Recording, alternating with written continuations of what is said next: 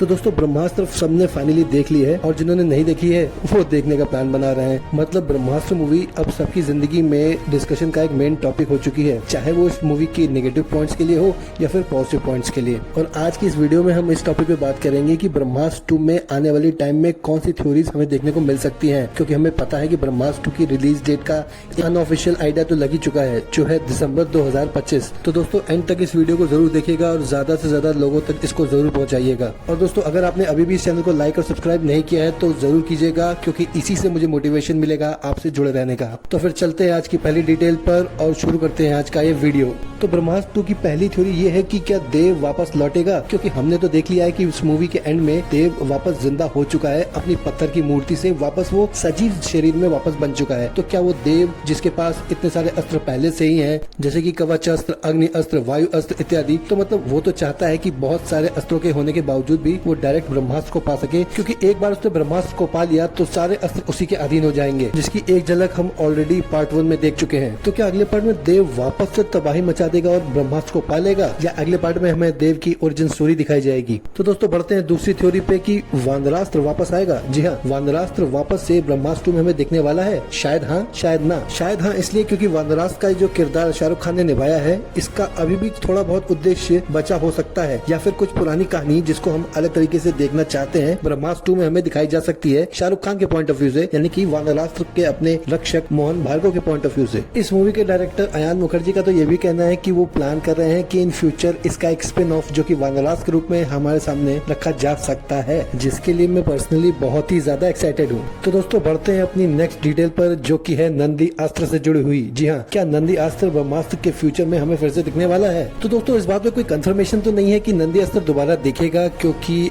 देखा तो हमने यही है कि इसमें नंदी अस्त्र वापस से विलन के हाथों में लग गया था, मतलब जो हमारे सौरभ गुर्जर उनके हाथों में लग गया था। और पर्सनली मैं इस कैरेक्टर को वापस से मूवी में काफी देखना चाहता हूँ, क्योंकि नागार्जुन का ये कैरेक्टर मुझे बहुत ज्यादा प्रभावित किया है इस मूवी में। दोस्तों मतलब बंदे ने पूरी ताकत लगा दी थी ब्रह्मास्त्र को बचाने के लिए और जुनून के हाथों से शिवा और ईशा की जान बचाने के लिए। और ये भी सच है कि अभी तक उनकी लाश दिखाई नहीं गई है मरने के बाद, तो हो सकता है कि वो बच गए हों और एक चांस हो कि हमें वापस से ब्रह्मास्त्र के फ्यूचर में नंदी अस्त्र नागार्जुन के हाथ में दोबारा दिख सके। हो सकता है कि जोर के मरने के बाद वापस से नंदी अस्त्र अपने पुराने मालिक के पास पहुंच गया हो, यानी कि अपने डॉक्टर अनीश के पास। तो दोस्तों बढ़ते हैं अपनी अगली थ्योरी पर कि अगली मूवी ब्रह्मास्त्र 2 में कौन होगा अगला जलास्त्रधारी। तो दोस्तों इस मूवी में हमें फाइनली ये कंफर्म हो चुका है कि जलास्त्र की शक्तियां फाइनली शिवा की मां अमृता के पास थीं, जिसकी मदद से उन्होंने देव के मंसूबे को कामयाब होने नहीं दिया और ब्रह्मास्त्र को 3 टुकड़ों में बदल दिया। और फैंस की थ्योरी तो ये थी कि इस मूवी को लेकर कि ईशा के पास शायद जलास्त्र की शक्तियां हमें मिलेंगी, पर ऐसा हुआ नहीं और पूरी मूवी में आलिया भट्ट यानी कि हमारी ईशा सिर्फ देवा देवा देवा नहीं सॉरी बस शिवा शिवा शिवा चिल्लाती रह गई। पर सच बताऊं तो जितना कम ईशा के किरदार को इस मूवी में दिखाया गया है, उतना ही सस्पेंस बरकरार है कि अगले पार्ट में हो सकता है ईशा का किरदार कोई नया चमत्कार लेकर आए और शायद एंड तक आते आते ईशा के पास भी जलास्त्र की पावर्स आ जाए। पर लॉजिक तो यही कहता है कि आँख को बुझाने के लिए पानी की जरूरत तो पड़ेगी लगता है ज्यादा बोल गया। चलो बढ़ते हैं अपने अगले टॉपिक पे, मतलब अपनी अगली थ्योरी पे। तो उस थ्योरी के हिसाब से हमें जुनून वापस से दोबारा ब्रह्मास्त्र 2 में दिखेंगी, मतलब मोनी रॉय जिन्होंने जुनून का किरदार निभाया था, क्या हमें वापस से ब्रह्मास्त्र 2 में दिखने वाली है? तो मुझे लगता है कि नहीं। जी हाँ, नहीं दिखेंगे हमें मोनी रॉय अगले पार्ट में, क्योंकि शायद एक पपेट की तरह से यूज किया गया था इस किरदार को इस मूवी में देव के द्वारा, ताकि वो ब्रह्मास्त्र के तीनों टुकड़ों को ढूंढ सके और एक साथ जोड़ सके, जो काम मोनी रॉय ने आपस में इन टुकड़ों को जोड़ने के बाद कर ही दिया है। तो मुझे नहीं लगता कि जुनून का किरदार निभाने वाली मोनी रॉय अगले पार्ट में हमें दोबारा दिखेंगी। हाँ, उनके जैसा कोई नया नुमाइंदा जो देव को वापस से ब्रह्मास्त्र को हासिल करने में मदद करेगा, ये दिख सकता है। तो क्या और अस्त्र भी दिखेंगे? जी हाँ, यही है हमारी अगली थ्योरी कि ब्रह्मास्त्र में हमें और अस्त्र भी दिखने वाले हैं।